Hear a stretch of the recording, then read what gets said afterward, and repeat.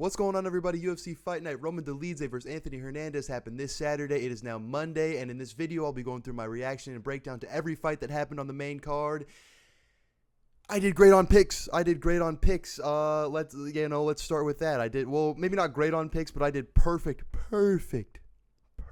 on the main event, and that's what I'm super happy about. I'm recording this late. This video is going to come out late. It's hot as and let's get right into it. All right, the first fight we're going to be talking about is Eryk Anders versus Christian Leroy Duncan. I had Christian Leroy Duncan winning this by decision. He ended up getting it done by round 1, TKO, KO. It was a KO. It was a nice finish. I thought that Christian Leroy Duncan was going to style on him all 3 rounds. I thought Eryk Anders was going to be pretty tough. He was tough, I didn't respect Christian Leroy Duncan's finishing ability. Hit him with a nasty little spinning elbow in the first round. Barely went through any adversity at all. Eryk Anders didn't really do much. I think he went for a takedown, almost got him down. Maybe he did get him down. Yeah, he did get him down, and then he popped right back up. Got controlled for a little bit against the cage, but Christian Leroy Duncan got it done, which is good. You know, we can't be having our middleweight prospects losing to 38-year-old Eryk Anders. Respect to Anders for taking the fight. This is a tough fight to take, but I mean, it's needed. Glad that Christian Leroy Duncan got it done. That left me 1-0 on picks. We're going through this fast. We're gonna go through this fast because I'm doing this super late. Next fight. All right, the next fight that we're going to be talking about is Gene Matsumoto versus Miles John. I had Gene Matsumoto winning this by decision, and he won it by decision. I had this fight kind of wrong, though. I thought Gene Matsumoto was going to have to take Miles John's down and control him to get the win. He ended up not having to do that. He ended up winning it with his combinations and kicks, his overall pressure. If you look at the significant strikes here, we got a lot more for Gene Matsumoto. Not a lot more. The fight was pretty close. Miles John was the one that was actually initiating the grappling, which was pretty surprising to me. The fight was close. It was close-ish, but Gene Matsumoto ended up getting it done. He was the better fighter on the day. I think some people scored this for Miles John. I think it was sort of a little bit back and forth when the fight happened, but I had Gene Matsumoto winning. I think he did it. He got it done. Good on him. I mean, this guy's definitely a really fun fighter. Never in a bad fight. The fight was not boring at all. It was a pretty fun back and forth. Gene Matsumoto's striking is very nice. I love the way he finishes combinations with kicks. It was nice. It was a nice display of striking from Gene Matsumoto. I was wrong there, but I was right on him getting it done by decision, so I'm very happy with that. That left me 2-0 with 1 perfect pick. Yay, a perfect pick. All right, going through this fast. It's gonna be a short video. On to the next. I am speed. All right, the next fight we're gonna be talking about Christian Rodriguez versus Andre Fili. I had Christian Rodriguez winning this by decision. And I shouldn't have had Christian Rodriguez winning this by decision because he was supposed to win this fight. He was a massive favorite, and stylistically, he should win this fight. He did not win the fight. Andre Fili gets it done. Christian Rodriguez had no success in this fight. No success at all. Round 1. He lost the whole fight on the feet, standing on his feet. He was just losing, getting picked apart by Andre Fili. I was screaming at my screen, why are you not shooting a takedown? Shoot a takedown, shoot a takedown, shoot a takedown. He did not shoot a takedown until the last 30 seconds of the first round, and he controlled Fili in the last 30 seconds. Round 2 was the same thing. Christian Rodriguez just not implementing his grappling in the slightest. Round 3, he had a lot more, but he just lost every round. He did not win a single round. This was a one-sided affair from Andre Fili. Andre Fili just piecing him up on the feet. And another thing that pisses me off, in the last 10 seconds or whatever, Christian Rodriguez decides to look around, point at the ground, and try to have a Max Holloway moment. Fuck. Fighters need to stop. Fighters need to stop doing this. You are not Max Holloway. Andre Fili said this in his post-fight. Nobody does it right. Nobody does it right. No one will ever do it like Max Holloway does it. Even when Max Holloway does it, people don't want to engage. Justin Gaethje, and the first time it ever happened, Ricardo Lamas were like the only 2 people that are properly engaged in that last 10 seconds. And Gaethje got flatlined for it. People need to stop doing it. Every weekend, every fight night, every event, we see at least one fighter do this, and it's garbage, especially Christian Rodriguez in a fight where you were losing so bad, you were getting pieced up on the feet. It reeks of desperation. Max Holloway does it when he's winning. Stop doing it. Stop betting on Christian Rodriguez. Christian Rodriguez needs to go up against a featherweight prospect. If he were booked against Ilia Topuria tomorrow, I would bet on him to win, because apparently Christian Rodriguez beats everybody he shouldn't and loses to everybody he should. Put Christian Rodriguez against Ilia Topuria, bet on him, hammer it. Put Christian Rodriguez against Darren Elkins. Darren Elkins is dominating Christian Rodriguez. Christian Rodriguez sucks. This fight pissed me off so hard. Good win for Andre Fili though. Good display of his striking. It was not a terrible fight. It was just a frustrating fight from a Christian Rodriguez perspective. Anyways, that left me 2-1 on main card picks. 2-1. Good for Andre Fili, but not good for my picks. 2-1 on picks. On to the next fight. All right, the next fight, Yasmin Lucindo versus Angela Hill. I had Angela Hill by decision. Surprise, surprise, Angela Hill did not win by decision. Yasmin Lucindo hit like a truck. Angela Hill could not hurt a fly with her strikes again in this fight at all, and it was extremely obvious there was a massive strength difference and a massive power difference, and that was really all that needed to happen. Lucindo was able to push Angela Hill against the cage. Lucindo was able to damage Angela Hill with her strikes. Angela Hill was just not able to do it. It was just a massive strength and power difference. I think skill-wise, Hill is around the same. They're both around the same skill level, but just Yasmin Lucindo has some gifts from God in the fact that she's stronger and more powerful than fighters in her weight class. Anyway, a little bit of salt. I tried to hammer an Angela Hill underdog. Shouldn't have happened. Shouldn't have done it. Was wrong there. Completely wrong. Good win for Yasmin Lucindo. It was a good fight. I mean, you look at the significant strikes, there are 72 significant strikes, 64 for Angela Hill. You can't put these on an even playing field. The significant strikes from Lucindo were not the significant strikes that Angela Hill was landing. Power difference. Poor Angela Hill. Poor 40-year-old Angela Hill. This little boy was beating on this old lady, and it was not cool. It was not cool to happen. Anyways, I was wrong there. That left me 2-2 on picks. Yeah, good win for Yasmin Lucindo. Nice to have Angela Hill on your resume. On to the next fight. Whew. All right, the next fight we're talking about, Steve Erceg versus Ode Osbourne.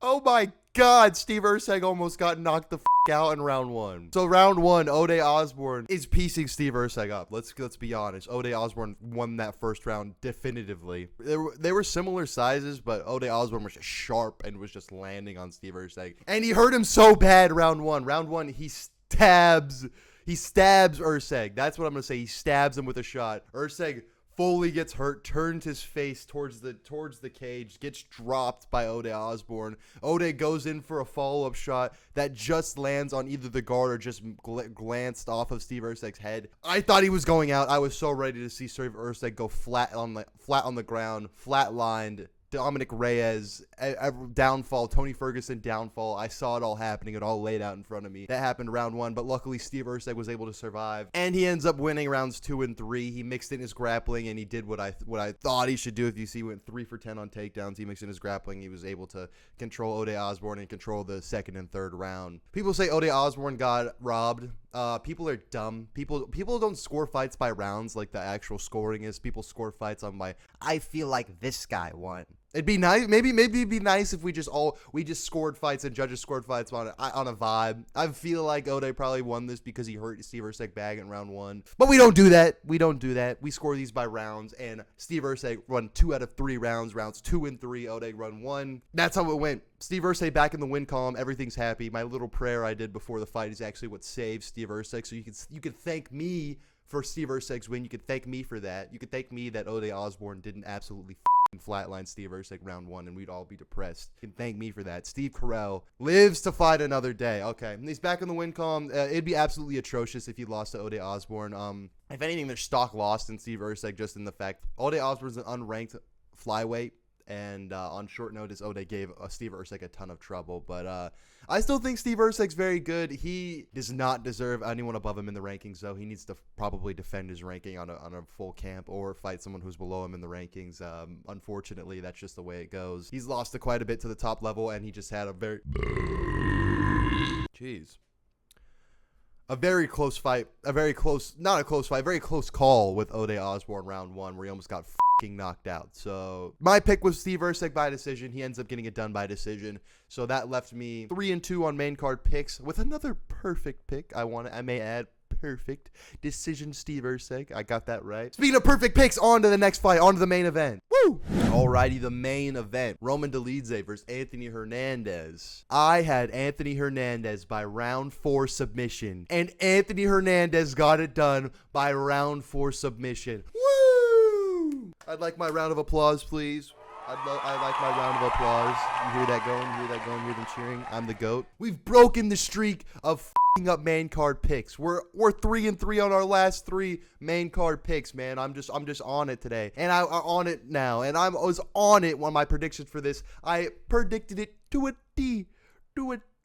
Their grappling was a bit neutralized in the beginning. It ended up being a stand-up slugfest. Roman Dolidze, it's not that good. Or Anthony Hernandez is amazing. It was a back-and-forth fight in the beginning. Roman Dolidze was gassed after round 1. Roman Dolidze gassed after round 1. I called it so bad. Anthony Hernandez, again, he has this thing where he out-cardios his opponent and then just sort of turns into a bully. It looks like he could finish his opponent at any time, like Michel Pereira and Roman Dolidze. This is this very similar situation where he let them gas. He took everything that they had. They took their best shots, and they absolutely gassed and crumpled in front of him. Anthony Hernandez controlled him, had submission attempts. Roman Dolidze's fucking stupid and kept rolling for a leg. That was pissing me off. He kept rolling for Hernandez's leg, and Hernandez just walked away because that's the defense for a leg lock. You just get up and you disrespect it. You disrespect the leg lock, and you choose to believe this is not going to hurt me. If you believe it, you will see it, and you'll just walk away. If you believe that it's not going to hurt you, it's not going to hurt you, and you just walk away, yank your leg out. Anthony Hernandez kept doing that. Roman Dolidze sucks. But that's what it came down to. Shit striker, good grappling versus shit striker with great grappling. Anthony Hernandez gets it done.